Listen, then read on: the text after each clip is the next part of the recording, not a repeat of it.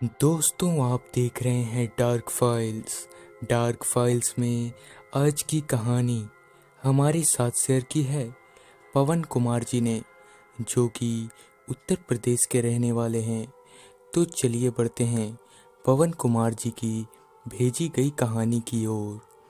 कहानी की शुरुआत करने से पहले अगर आपने डार्क फाइल्स चैनल को अभी तक सब्सक्राइब नहीं किया तो कर लें, और साथ ही बेल आइकन को भी ज़रूर दबाएं ताकि आने वाली वीडियोस की नोटिफिकेशन आप लोगों को जल्द मिल सके। यह उन दिनों की बात है जब मेरे चाचा जी गांव के सरकारी कार्यालय में कार्यरत थे। चाचा जी का कार्यालय घर से तकरीबन 2 से 3 किलोमीटर दूर था, जिसके कारण वह अपनी साइकिल से ड्यूटी पर जाया करते थे। चाचा जी अभी अपना काम कर ही रहे थे कि तभी बड़ी साहब ने चाचा जी को महीने के पेमेंट और साथ में 3 फाइलें भी दी और कहा कि इन्हें आज ही पूरा करना है। चाचा जी बड़े साहब को मना भी नहीं कर सकते थे। ना चाहते हुए भी मजबूरन चाचा जी को तीनों फाइलें रेडी करनी पड़ी। तीनों फाइलें रेडी करने के बाद बड़े साहब को सबमिट करते करते बहुत रात हो चुकी थी।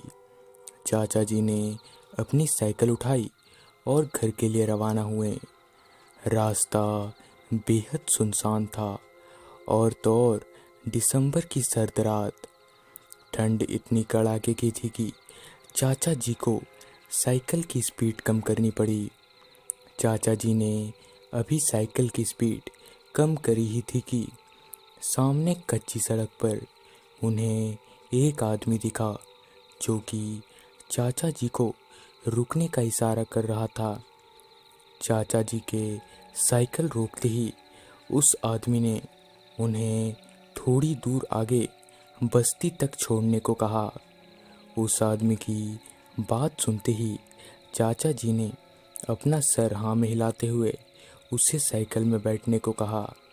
उसके साइकिल पर बैठते ही साइकिल एकदम से भारी हो गई।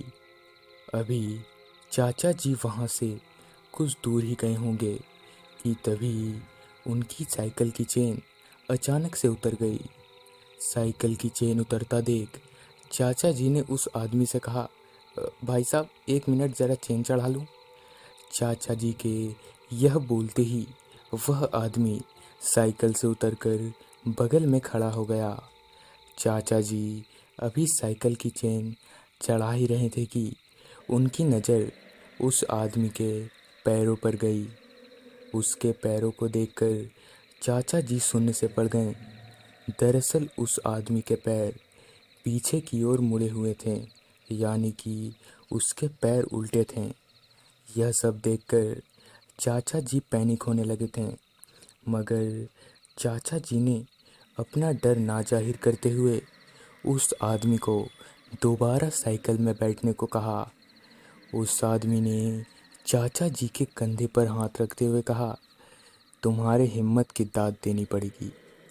यह बोलकर वह शख्स हवा में धुआं हो गया। फिर चाचा जी ने अपनी साइकिल उठाई और घर की तरफ चलते बने। तो दोस्तों, यह थी पवन कुमार जी की भेजी गई कहानी। अगर आपके पास भी ऐसी कोई कहानियाँ हैं तो हमारे साथ ज़रूर शेयर करें और देखते रहें डार्क फाइल्स।